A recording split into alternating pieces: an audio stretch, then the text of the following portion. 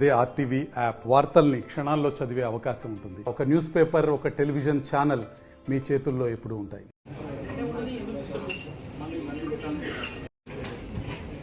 మన రాష్ట్ర సమితి సభ్యులు మేకల దాసు గారు, రేగుంట చంద్రశేఖర్,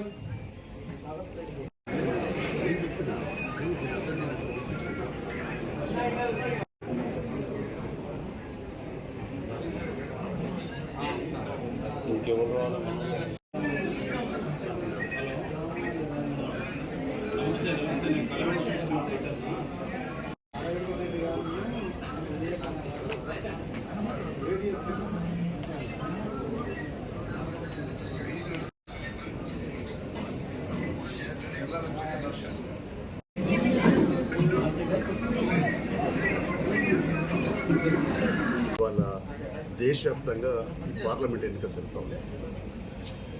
ఇందులో ఇప్పటికే 2 విడతలు అయితే 3వ విడత అది త్వరలో జరగబోతుంది. ఇక్కడ సవాల్ ఏముందంటే 10 ఏళ్లుగా నరేంద్ర మోడీ ప్రభుత్వం అధికారంలో కొనసాగుతుంది. మళ్ళీ తిరిగి అధికారం రావాలని ఉవ్విలుడుతూ ఉన్నారు. ఈ 10 ఏళ్ల కాలంలో ఆయన చేసిన మేలేమిటి, ఆయన చేసిన మంచి ఏమిటి, ఆయన చేసిన ఉద్ధారకం ఏమిటి అనేది మనం చర్చ జరగాలి. ఆయన 10 ఏళ్ల కాలంలో పూర్తిగా కార్పొరేట్ శక్తులకు సంపద అంతా కట్టబెట్టాడు. ప్రభుత్వ రంగ సంస్థలన్నీ అమ్మేశాడు. ఆఖరికి మనం చూసాం విశాఖపట్నంలో స్టీల్ ఫ్యాక్టరీ, బ్రహ్మాండమైన ఉక్కు ఫ్యాక్టరీ సాధించింది, దాన్ని కూడా ఆఖరికి అమ్మేశాడు. ఇట్లా చెప్తూ పోతే అంటే ప్రభుత్వ రంగ సంఘాలు అమ్మేసినాడు ఆర్చవుగా. తర్వాత మొత్తం ఆదాని అంబానీ అలాగే కార్పొరేట్ శక్తులకు ఉడిగం చేస్తూ ఉన్నాడు.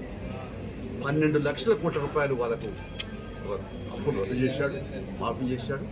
రైతులకు మాత్రం ఒక్క పైసా రుణమాఫీ చేయలేదు. అంతేకాకుండా ఎస్సీ, బీసీ, ఎస్టీ, మైనార్టీ వర్గాలకు సామాజిక న్యాయం, సోషల్ జస్టిస్ చేయలేదు. అది కొరబడి దుర్మార్గంగా ఉంది. ఇప్పటికీ మరి అణచివేతలు ఉన్నాయి, సోషల్ జస్టిస్ లేదు. అందులో ధరలు అడ్డగోలుగా పెరిగిపోయినాయి. సిలిండర్ ధర చూస్తూ ఉన్నాం మనం 423 నుంచి కాంగ్రెస్ ఉన్నప్పుడు 423 ఉంటే 1200. ఆఖరి ఇప్పుడు రేవంత్ రెడ్డి ప్రభుత్వం 500కి ఇస్తూ అంటే 700 ప్రభుత్వం భరించాల్సి వస్తా ఉంది. ఎంత దుర్మార్గం దీన్ని బట్టి అర్థం ఉంటాం. పెట్రోల్, డీజిల్ అన్ని ధరలు చెప్పనక్కర్లేదు.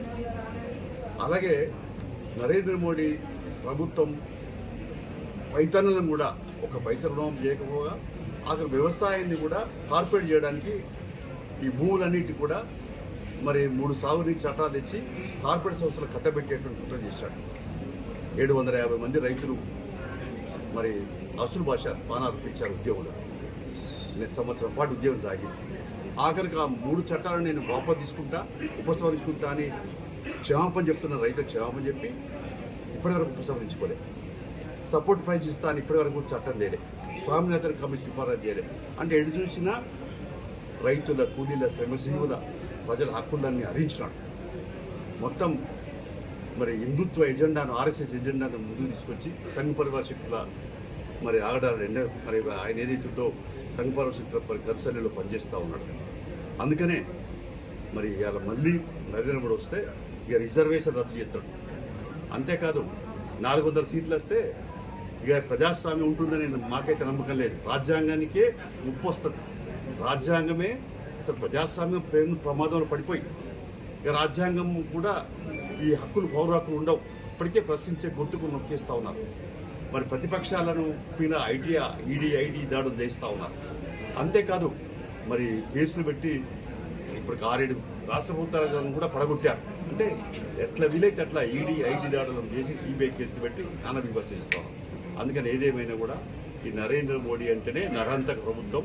ఇది అధికారంలోకి వస్తే ఇక రేపు దేశ భవిష్యత్తు అంధకారం అని చెప్పి బీజేపీ కటావ దేశ బచావ్ నిదానంతో సిపిఐ ముందుకు సాగుతున్నది. అలాగే ఇక్కడ మనం చూసాం తెలంగాణ తెచ్చుకున్నాక మీ అందరికీ కూడా తెలుసు, కేసీఆర్ ప్రభుత్వం అది నిరంకుశ ప్రభుత్వం, నియంత్రిత ప్రభుత్వం. మరి ఆయన అనుభవంతో కూడుకున్నటువంటి పద్ధతిలో పరిపాలన సాగించాడు.